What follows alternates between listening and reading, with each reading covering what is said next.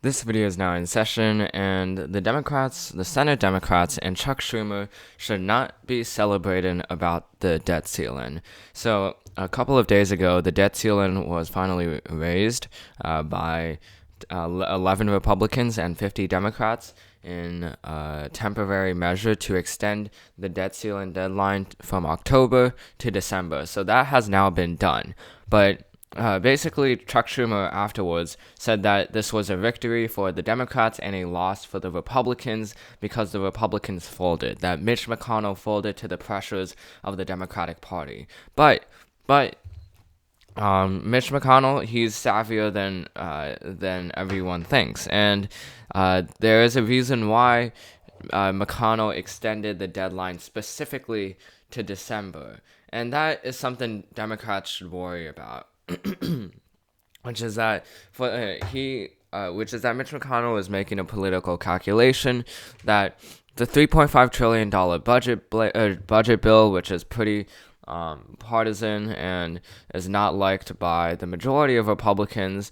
A lot of that will most likely get passed by the time December comes, and then the Democrats' argument that the debt ceiling is only to cover things that have already been spent will now include the $3.5 trillion budget bill and the $1 trillion infrastructure plan. So Mitch McConnell can now make the argument that Democrats are doing BS because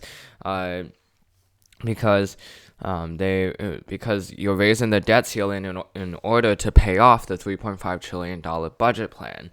And that's something that Democrats need to know. Mitch McConnell, he's not going to be that dumb. Even though most people hate him both on the Republican and the Democratic side, nonetheless, he is politically savvy, and he also can finesse a lot of individuals, a lot of politicians, and that's how he has been the Senate Majority Leader until now, where he is now Senate Minority Leader. But nonetheless, it's still pretty striking to see that Chuck Schumer is celebrating about this, because ultimately it's something very temporary and it's something that's not going to last.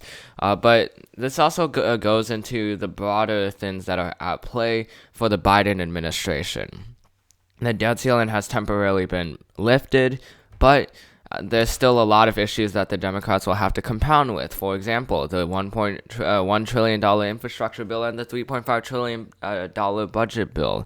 Both of those things are being held up in Congress, and if none of those things pass, which at this point it seems like they're going to be passed in tandem, but if none of those things pass, then as a result, what we're likely to see is that the Democrats will be doomed for the next decade. And the reason why is because the Democrats have not been able to do anything within 1 year of Joe Biden's presidency, with the exception of COVID relief. And that was very early in Joe Biden's presidency when he was in a honeymoon. Now that he's not in a honeymoon period anymore, there's nothing really being done in Washington, nothing major. And it kind of speaks back to the Obama years when there was gridlock over the Affordable Care Act, and eventually Barack Obama was able to sign that bill, just like how most likely Joe Biden will be able to sign the $3.5 trillion budget bill, even if it might be lower than $3.5 trillion.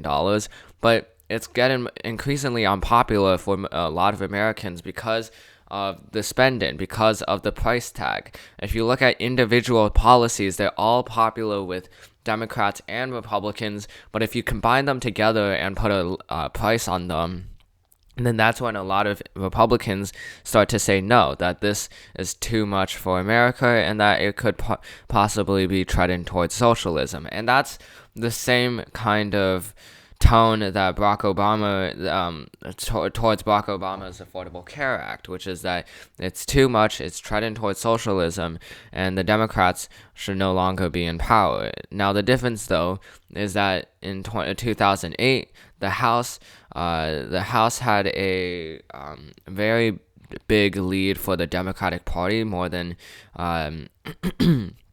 200 30 seats or so, and they had close to 60 seats in the Senate, so filibuster proof. Actually, at one point, they did have 60 seats in the Senate, and that's how they were able to pass the the Affordable Care Act. But for the $3.5 trillion infrastructure bill, or I guess the $3.5 trillion budget bill, which tackles soft infrastructure, there's only 50 Senate Democrats and 222 House Democrats. So that's very narrow in terms of the margins. And for the Senate, if any Democrat opposes the bill, opposes the budget plan, then that's it. It's over. If 5 Democrats oppose the budget bill in the House, it's over. So it's very tough for the Democrats to get this through because they are a big tent party. They have both conservative Democrats like Joe Manchin in this photo right here, right after Chuck Schumer's speech. And then you also have Patrick Leahy, who's more of like an establishment Democrat. He's right here with his hand.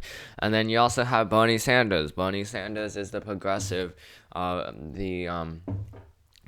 senator of the Democratic Party. So you have a bunch of different viewpoints that have to come together into 2 bills. And if the Democrats cannot agree on that, then they are likely to lose their majority in not just the House, but also in the Senate. And then it will also, in addition, kind of cement their loss for the next decade, because their loss in 2022, if they do not pass either of these bills, is going to be large. It's going to be actually treading between 2014 levels and 2010 levels. So for the Democrats, they either have to start campaigning much better than they have been in the 2016 and the 2020 elections, or they could actually pass these 2 bills and then say that they've actually done some progress. But if they can't pass these 2 bills, then that's over for the Democratic Party. Joe Manchin, he might not be senator anymore in 2024. And a lot of Democrats who are the reason why the Democrats have a majority will no longer be in their respective chambers. So that's the end of this video. Hope you enjoyed it. This video is now adjourned, and I'll see you in the next one.